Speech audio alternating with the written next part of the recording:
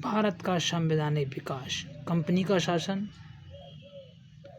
1773 1758 तक। क्राउन का शासन 1858 से लेके 1947 तक। दो शासन चले थे। कंपनी का शासन रहा था 1773 से लेके 1858 तक। क्राउन ब्रिटिश का उसका शासन रहा था 1858 से लेके 1947 तक। उसके बीच में कई एक्ट पारित हुए। कंपनी का शासन 1758 तक। पहला एक्ट आया था रेगुलेटर एक्ट, जो 1773 बंगाल का गवर्नर बनाया गया। बंगाल का गवर्नर जनरल बनाया गया था। मुंबई मद्रास को अधीन कर दिया। वारेन हेस्टिंग था। केंद्रीय प्रशासन की आरंभ हुआ था। सुप्रीम कोर्ट की स्थापना हुई थी 1774 में।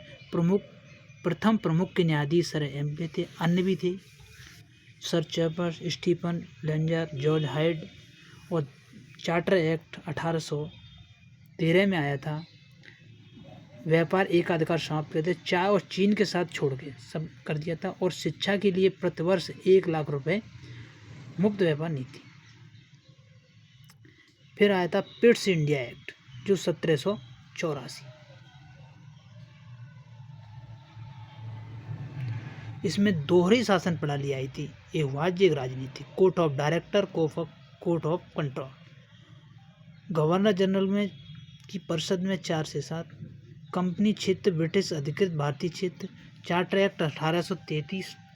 बंगाल के गवर्नर जनरल को भारत का गवर्नर जनरल बना दिया गया। जो प्रथम कौन था? प्रथम लॉर्ड विलियम बेंटिक था।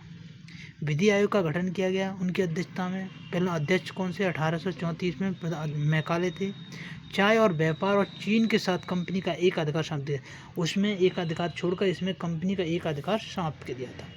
और ये लास्ट चार्टर एक्ट आया था कार्य 1853 में, जो विधायी कार्य प्रशासन को क्षेत्र से अलग कर दिया गया।